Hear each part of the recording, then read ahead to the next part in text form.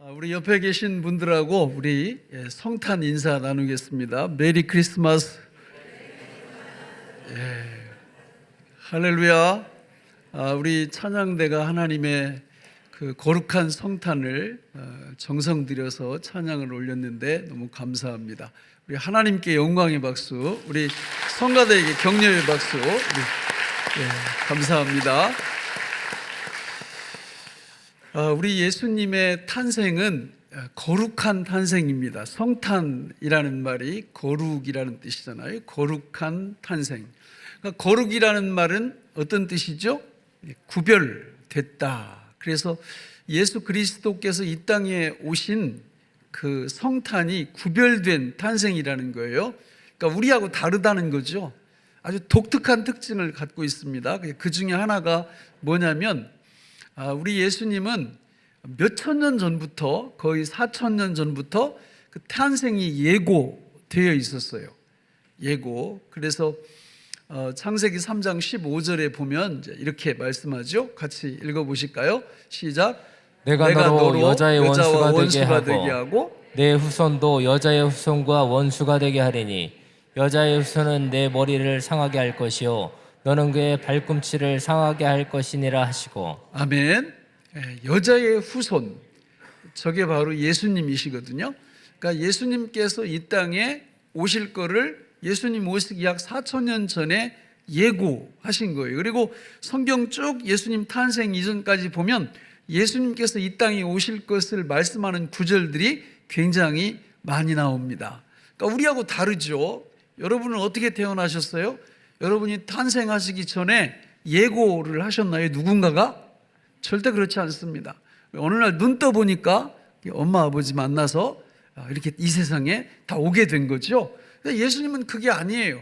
이미 몇천 년 전부터 예고되다가 미가서 5장 2절에 보면 이렇게 또 예고가 돼요. 같이 읽겠습니다. 시작. 베들레헴 에브라다야 너는 유다 족속 중에 작을지라도 이스라엘을 다스릴 자가 내게서 내게로 나올 것이라. 그의 근본은 상고에 영원히 있느니라.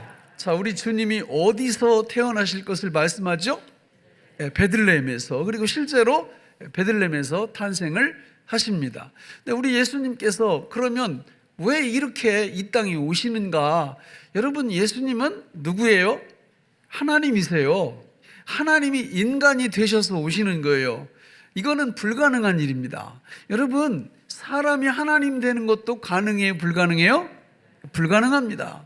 그 자체가 타락으로 이어지죠. 그러나 하나님께서 인간이 되시는 것도 사실은 불가능한 거예요. 그런데 우리 하나님께서 그 불가능한 일을 하신 겁니다. 목적이 있어요. 이유가 뭘까요? 여러분, 성경 이사야 7장 14절에 보면 그 목적이 나옵니다. 같이 읽어보실까요? 시작. 그러므로 주께서 친히 징조를 너희에게 주실 것이라. 보라, 처녀가 잉태하여 아들을 낳을 것이요 그 이름을 임마누엘이라 하리라. 할렐루야. 목적이 뭐라고요? 임마누엘이에요. 우리와 함께 하시기 위해서 하나님이 인간이 되어주신 거예요. 그 방법 아니면 안 되기 때문에. 자, 여러분, 저 말씀은 얼마나 중요한 말씀이냐면 이 땅 위에 진정한 신앙의 대상과 그렇지 않은 이교 모든 이단들을 구별하는 기준이 됩니다. 무슨 얘기냐면 여러분, 지금 그 예수 그리스도께서 이 땅에 인간의 몸을 입고 오셨기 때문에 그분과 우리가 함께 하고 있습니다. 믿습니까? 얼마만큼 함께 하느냐면 우리가 그분 안으로 들어가 있습니다. 믿습니까? 이 실제예요. 사실이에요. 그리고 더 놀라운 것은 그분이, 그 전능하신 창조주께서 우리 안에 들어오셔서 지금 살고 계십니다. 믿습니까? 여러분, 이거는 진짜와 가짜를 구별하는 중요한 핵심이에요. 예를 들어서 요즘 막 이 신천지가 평택에도 보통 드센 게 아닙니다. 심지어 여기 감리교회 자리 거기를 원래는 그 요양원 하는 분한테 이렇게 팔았는데 그분이 뭐 이렇게 공사하다가 뭐 재정적인 어려움을 겪어가지고 그게 이렇게 경매에 넘어갔는데 그거를 신천지에서 이렇게 샀어요. 그래가지고 옛날 감리교회 자리가 그 신천지가 이렇게 지금 이렇게 주둔하고 있는데 그 사람들은 얘기를 이렇게 듣다 보면 누가 하나님이에요? 이만희가 하나님입니다. 이만희가 처음에는 그런 얘기 절대 하지 않아요. 근데 계속 공부하다 보면 나중에 어느 순간에 가면 이만희가 하나님이다 이렇게 가르칩니다. 그러면 물어보면 돼요. 이만희가 내 안에 들어와서 지금 살아주고 계시냐? 이렇게 물어보면 됩니다. 대답 못할 거요? 왜냐면 아니니까. 그리고 더 내가 그 이만희 안에 들어가서 지금 살고 있냐? 이렇게 물어보면 되는 거예요. 대답 못할 거요? 다른 모든 이 땅 위에 종교라고 하는 모든 것들이 다 마찬가지예요. 기독교의 유일한 독특성은 바로 임마누엘입니다. 하나님이 우리 안에 오셔서 나와 함께 하세요. 내가 그분 안에 들어가서 그분과 함께 사세요. 언제까지요? 영원토록, 영원토록. 이런 종교는 오직 예수 그리스도교밖에 없습니다. 여러분, 이 놀라운 은총이 하나님의 사랑에서 시작되었다라는 거예요. 하나님이 저와 여러분들을 얼마만큼 사랑하시느냐면 스바냐 3장 17절에 이렇게 말씀하죠. 같이 읽어볼까요? 시작. 너희 하나님 여호와가 너희 가운데 계시니 그는 구원을 베푸실 전능자이시라. 그가 너로 말미암아 기쁨을 이기지 못하시며 너를 잠잠히 사랑하시며 너로 말미암아 즐거이 부르며 기뻐하시리라 하리라. 아멘. 여러분, 하나님이 얼마나 우리를 사랑하셨으면 그 독생자를 우리한테 보내주시고 그 독생자를 죽게 만드시고 그 독생자를 죽음에서 부활하게 하심으로 우리를 사랑하신 거예요. 그래서 하나님이 저와 여러분들 한 분 한 분 보실 때마다 너무 기쁘다, 이게 너무 기쁘다. 그러니까 기쁨을 이기지 못하신다고 나와. 이기지 못하신다고. 이게 뭔 얘기인지 잘 모르겠거들랑 오늘 저녁에 우리 아이들 혹은 손주들 침대에 이렇게 잠들었을 때 가서 이렇게 보세요. 이렇게 보시면 고마움이에요. 고마움. 그 마음보다 하나님은 더 커요. 우리 한 분 한 분, 우리 하나님이 쳐다보실 때마다 우리를 너무너무 기뻐하셔요. 기쁨을 이기지 못하신대요. 믿습니까, 여러분? 이 정체성을 잃어버리면 안 되죠. 이 하나님의 사랑을 깨닫지 못하면 절대 안 되죠. 이 하나님의 사랑을 깨달아야 우리가 그 하나님을 사랑할 수 있어요. 그 하나님 사랑을 깨닫지 못하면요 절대 사랑 못합니다. 하나님, 아니 뭐 받은 게 있어야 뭘 주지요. 은행에 잔고가 있어야 아니 그거를 지출을 하지요. 아무것도 없는데 뭘 줍니까? 하나님이 우리를 사랑하셨다라는, 그리고 지금도 사랑하고 계신다는, 우리를 바라만 봐도 너무 기뻐하신다는 이 성도의 정체성을 우리가 분명히 갖고 있어야 되고 믿어야 될 줄로 믿습니다. 이 하나님의 사랑은요 시시한 사랑이 아니에요. 우리를 아들 삼아 주시는 사랑입니다. 저는 유산 이야기를 자주 해요. 왜냐하면 그 유산을 통해서 배울 수 있는 교훈이 너무 많기 때문에 그렇습니다. 우리가 이 세상에서 유산을 받는다고 그럴 때 자식 입장에서 그 유산에 기여한 바가 있습니까? 없습니까? 거의 없어요. 거의 없어요. 뭐 있는 사람도 있겠지만 거의 없습니다. 다 그냥 그 부모님이 나를 낳아주셨다는 거 하나 때문에 수십억, 수백억, 어떤 사람은 수천억을 유산으로 받는 거예요. 그러니까 그 유산을 많이 받은 사람들은 부모님 앞에 이게 뭐라 그럴까, 이게 존경하는 마음이 엄청 큽니다. 뭐 유산 안 물려주면 존경 안 해도 되냐, 그런 건 아니지만 유산을 많이 물려받은 사람일수록 그 부모님께 대하는 태도가 달라요. 어떻게 아느냐고요? 한두 명 받겠어요, 제가? 우리 교인들도 그렇고. 그래가지고 어떤 어떤 분은요, 직분을 말할 수가 없네, 금방 드러낼까봐. 그 회사를 경영하시는데 그 회사를 아들한테 다 이렇게 주니까 아들이 기분이 어떻겠어요? 너무 좋은 거죠. 아니 그 회사 일으키는데 그 아들이 기여한 바가 있어요, 없어요? 하나도 없어요, 하나도. 그런데 그냥 그 부모님한테서 태어났다는 거 하나 때문에 그걸 거저로 받는 겁니다. 거저로. 그게 유산이에요. 그게 상속이에요. 그런데 우리 하나님 아버지께서 그런 상속, 몇 천만 배 되는 그런 엄청난 상속을 저와 여러분들한테 해주신다는 거예요. 내가 그 상속물 하나님께서 만드시는데 기여한 바가 있어요, 없어요? 없어요. 1도 없어요. 그 하나님의 놀라운 은총이 우리한테 그 사랑 때문에 임하는 겁니다. 할렐루야. 거기서 멈추는 게 아니라고 그랬죠. 그렇게 우리를 사랑하시고 아들 삼아 주시고, 그리고는 이 땅에서 영원까지 우리 하나님이 우리의 모든 것들을 다 책임져 주신다. 우리가 연말 올 마지막 주일인데요, 늘 그런 얘기 하죠. 올 한 해는 다사다난했다 이렇게 얘기를 해요. 근데 다사다난했지만 하나하나 뜯어보세요. 하나님의 손길이 머물지 않은 곳이 없습니다. 하나님께서 어루만지시지 않은 우리의 삶의 영역이 없어요. 우리가 그거를 잘 깨닫지 못할 뿐이지, 하나님이 철저히 인도, 보호, 공급하시면서 우리의 삶을 다스리시고 통치해 주고 계심을 믿습니다. 언제까지요? 영원까지 우리 하나님이 그렇게 해주실 거예요. 그런데 문제가 있어요. 이거를 우리가 정말 하나님의 사랑과 내가 상속자됨과 하나님의 다스려 주심을 가슴 깊이 절절하게 늘 깨닫고 살면 좋을 텐데, 이게 어떤 사람은 조금 되고 어떤 사람은 좀 안 되는 분이 있다, 그 말입니다.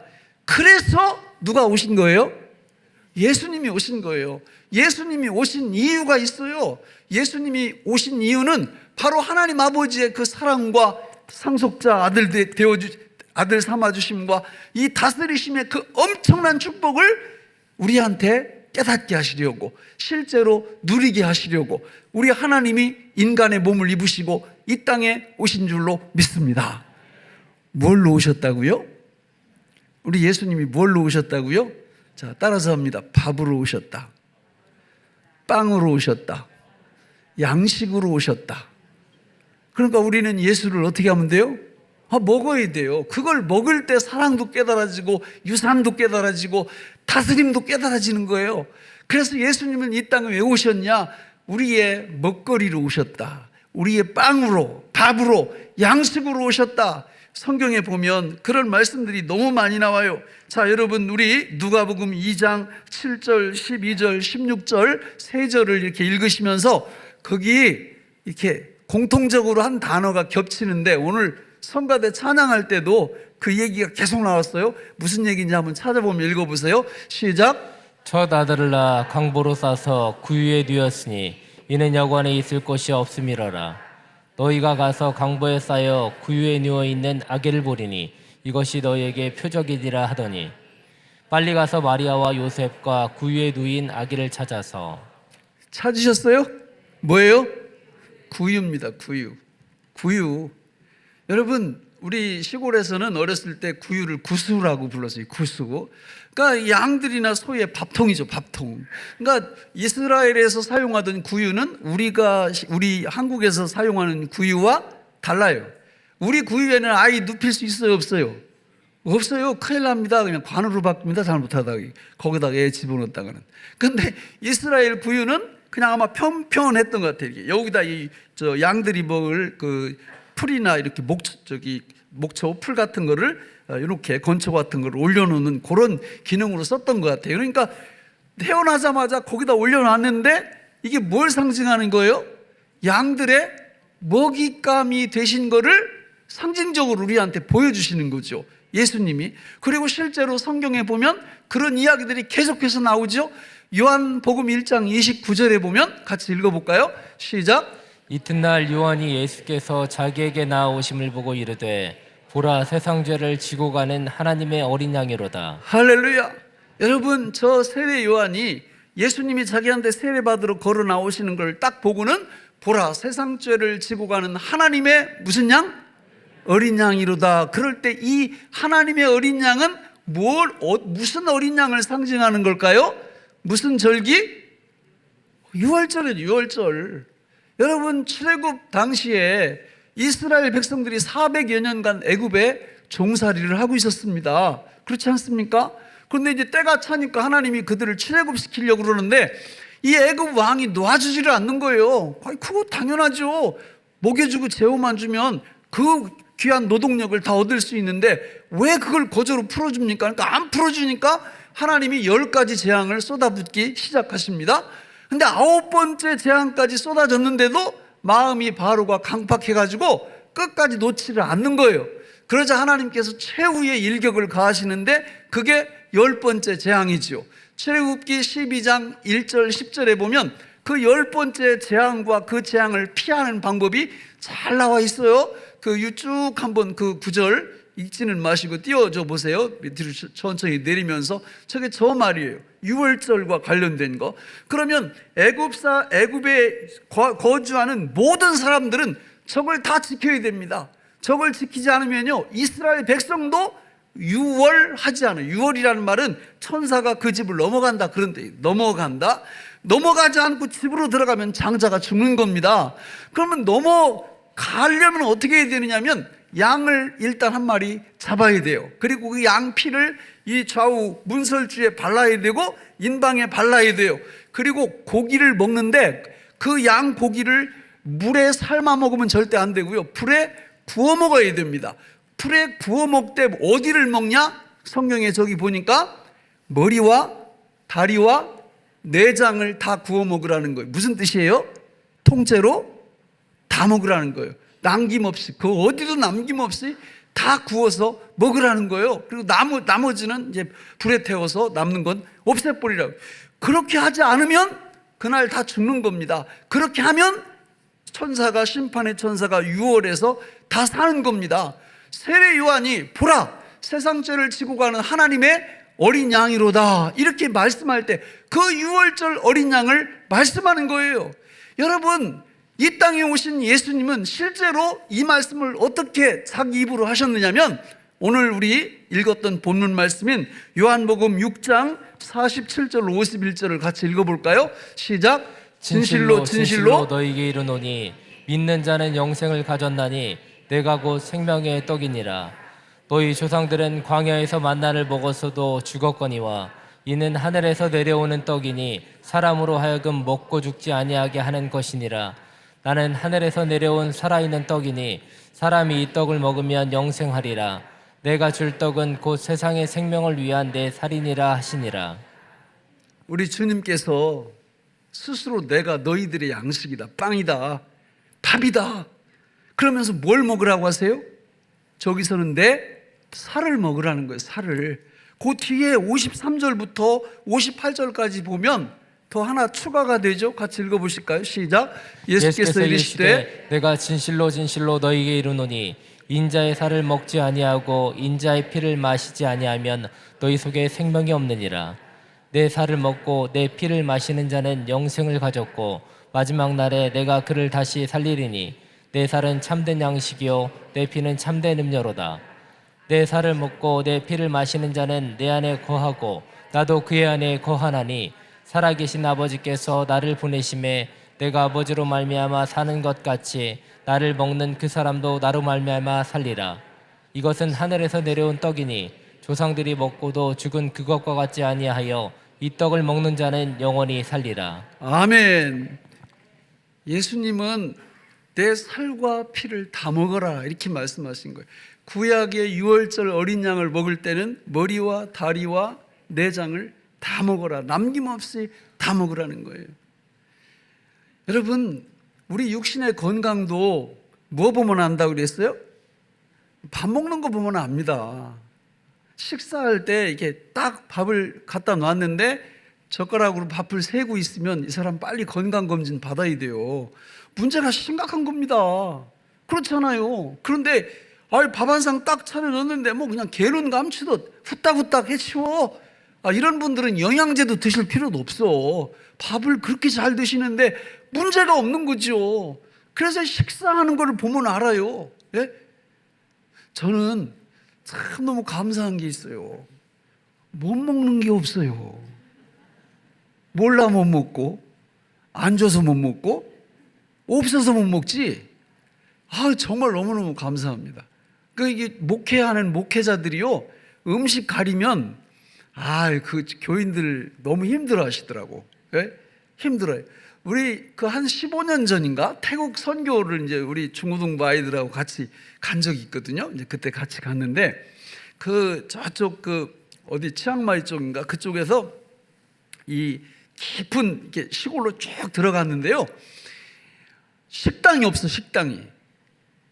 그래가지고 때는 됐는데 어떡합니까? 그래서 그 입구에 이렇게 뭐 물건도 조금 팔고 하는 그 상점 같은 게 하나 있더라고. 그래서 거기서 이제 식사를 좀 준비해 주실 수 있느냐고 그랬더니 해줄 수 있다고 그래서 기다렸어요. 그랬더니 이건 볶음밥도 아니고 비빔밥도 아니고 하여튼 뭐 그 태국 그분들이 드시는 이제 그런 밥을 내왔는데 우리 아이들이 한 숟갈도 못 먹은 아이들이 부지기수요. 저는 반 이상을 먹었습니다. 할렐루야. 이렇게 제가 이게 식욕이 좋아요. 이게 음식을 안 가려요. 그 음식을 안 가리니까 지금 이렇게 건강하게 지금 제가 이렇게 살고 있잖아요. 그 음식을 가리면 안 됩니다. 이게 육체도 말이죠. 그런데 육체 음식은 부모님이 우리한테 물려주신 DNA 뭐 이런 거 있잖아요. 그러니까 못 먹는 것도 있다고 사실. 우리 육체적으로는. 그러나 이 육체적 건강보다 몇 천만 배 더 중요한 영혼의 건강을 위한 음식은 누구 먹는 거라고요? 예수님 먹는 거예요. 6월절 양을 잡아먹듯이 예수님 잡아먹어야 돼요. 예수님 잡아먹는 이걸 잘 못하면 다른 사람 잡아먹더라고, 사람들이. 우리는 예수님을 잘 잡아먹어야 돼요. 예수님을 잘 잡아먹기만 하면 여러분 이 땅 위에 식사를 잘하면 그 식사 속에 있는 5대 영양소, 풍성한 영양소들이 우리 안에 들어가서 피가 되고 살이 되잖아요.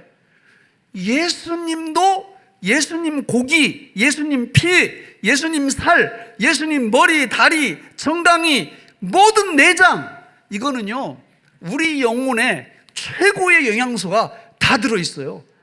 그래서 그걸 먹기만 하면 영혼이 잘 되고 범사가 잘 되고 강건케 되어지는 하나님의 놀라운 축복이 임할 수밖에 없어요. 예수님을 잘 먹으면요 예수 죽음이 누구 죽음이 돼요? 내 죽음이 되고, 예수 부활이 누구 부활이 돼요? 내 부활이 되는 그것이 이론이 아니야. 그냥 느껴져요. 경험되어져요. 가만히 있을 수가 없어요. 너무 좋아서.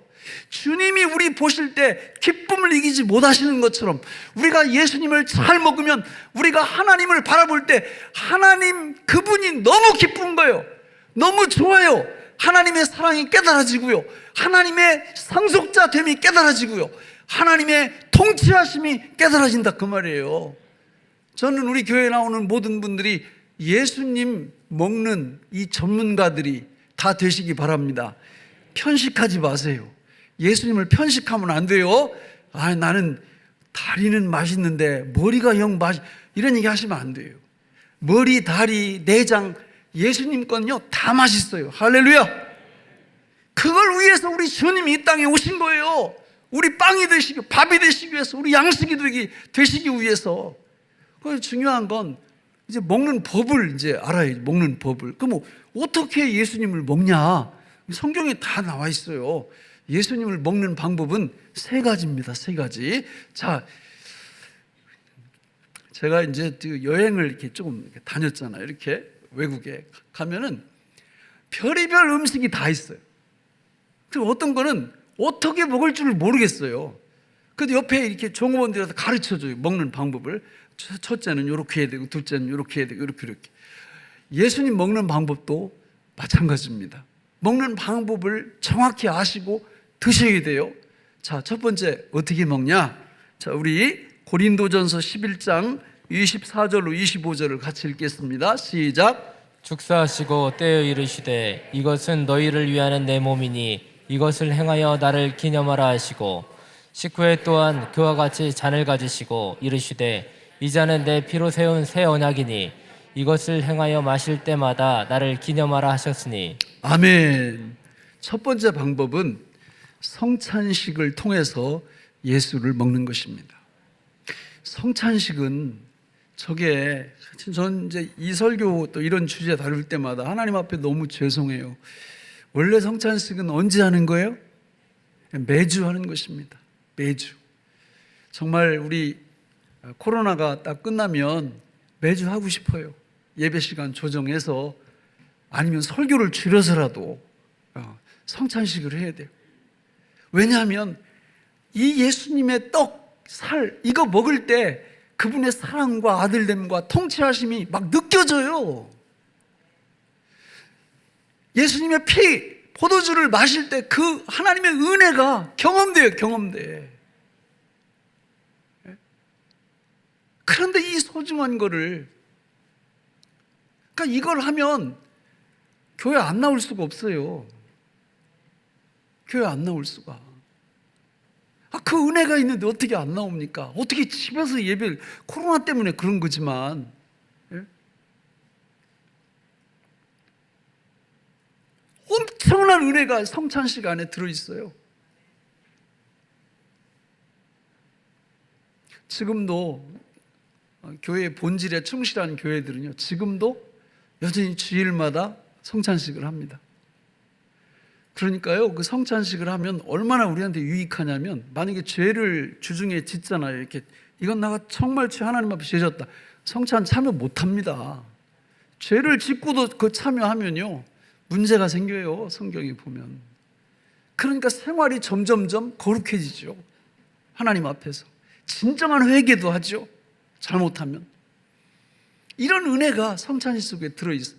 그래서 성찬에 참여할 때마다 우리는 예수님의 살과 피를 먹게 되는 거죠. 하나님의 놀라운 예수 생명이 우리 안에서 흘러넘치기 시작하는 거죠.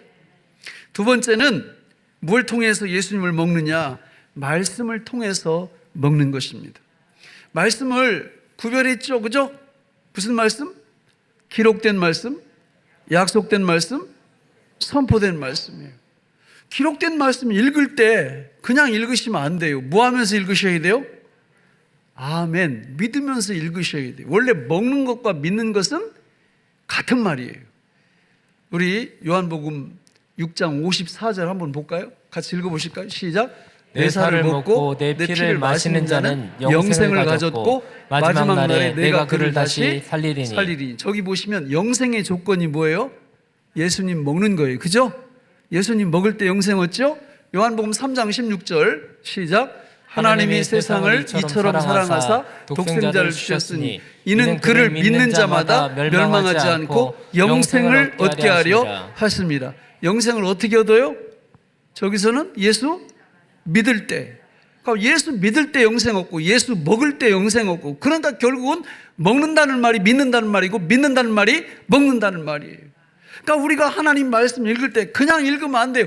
여러분, 예수님 안 믿는 분들도 성경 공부하려고 그냥 다 읽어요. 우리는 그렇게 읽으면 안 되고 뭐 하면서? 아멘 하면서 읽어요. 아멘 하면서. 또 선포되는 말씀. 여러분, 지금 이렇게 제가 하나님 말씀 계속 전하고 있는데 몇 점짜리 설교 하나 보자. 이런 분이 있으면 이건 진짜 아니에요. 뭘로 설교를 어떻게 들어야 돼요? 아멘 하면서 들으셔야죠. 아멘 하면서. 그게 예수를 먹는 거기 때문에 그런 거예요. 아멘 하면서 누가 설교를 하든 선포되는 말씀에 아멘 할 때 그게 예수 생명을 취하는 거고 예수님을 먹는 것입니다. 또 제가 이렇게 막 약속된 말씀 이거 좀 제발 애우라고 막 애우는 반도 만들어 놓고 열심히 애워서 이거를 날마다 묵상할 때 어떻게 묵상하라고요? 아멘으로. 그렇잖아요. 저는 이거하고 여기 나와 있지 않은 것도 그냥 계속 머릿속에서 틈 있으면 묵상해요. 엘리베이터 기다릴 때도 묵상하면서 아멘하고, 신호등 기다릴 때도 묵상하면서 아멘하고, 교회 올 때도 뭐 새벽기도 끝나고 갈 때도 기회 되면 이 말씀 묵상하면서 아멘하고. 왜요? 그게 뭐 하는 거기 때문에? 예수님 먹는 거기 때문에. 이렇게 할 때 예수 생명이 내 안에서 움직이기 시작해요. 할렐루야. 경험이 돼. 경험이. 하나님의 사랑, 그분의 아들됨, 그분의 통치하심, 이 경험이 느껴져요. 팍팍 느껴져요. 예? 이런 은혜가 있으시기를 바랍니다. 예? 그러려고 우리 주님이 이 땅에 오신 거예요. 마지막 세 번째로 예수 먹는 방법은 기도를 통해서 먹는 거예요. 여러분, 기도는 누구 이름으로 하는 것입니까? 예수님의 이름으로 하는 거예요. 다 이유가 있는 거예요. 예수님의 이름으로 기도합니다 하고는 끝에 뭐라고 마무리를 해요? 아멘으로 마무리. 내가 동의한다, 믿는다는 그런 뜻이잖아요. 그래서 우리가 하나님 앞에 기도할 때 그게 예수를 먹는 거예요. 그래서 새벽 기도가 그렇게 중요한 거고요. 금요 기도회가 그렇게 중요한 거예요. 예수 먹는 시간이기 때문에. 할렐루야. 여러분, 올 마지막 주일이에요. 내년부터는요, 여러분, 예수를 잘 먹는 분들이 되시기를 간절히 바랍니다. 여러분, 예수 먹지 않으면요, 큰일 나요. 큰일 나요. 예? 말씀을 맺겠습니다. 지난 주간에도 우리 집사님 어머니께서 소천하셨는데, 어르신들이 이렇게 소천하실 때 그 자녀들이 이렇게 저한테 이렇게 들려주는 말이 있어요. 전화해가지고, 목사님, 우리 어머니가, 우리 아버지가 오늘부터 곡기를 끊으셨습니다. 이렇게 얘기를 해요. 무슨 뜻이에요? 예, 밥을 안 드신다 그 말이잖아요. 그러면 거의 3일을 넘기기 힘드시더라고. 그러니까 3일 정도 안에 천국 가세요. 그래서 제가 이게 영적으로 우리 성도님들 이렇게 볼 때 어떤 분들은 곡기를 끊으신 분들도 계셔. 예수를 안 먹어. 이러면 며칠 안에 일 생긴다고요? 그건 아니고 문제가 돼, 문제가. 오늘 우리 한번 점검해 보세요. 나는 예수를 정말 식욕이 왕성해서 예수를 너무너무 잘 먹고 있는가? 그걸 점검을 해보세요. 3가지 뭐라고 그랬어요? 성찬식, 말씀, 기도. 이거를 좀 고상한 용어로 뭐의 수단이라고 그래요? 은혜의 수단이라고 그래요. 은혜의 수단 3가지.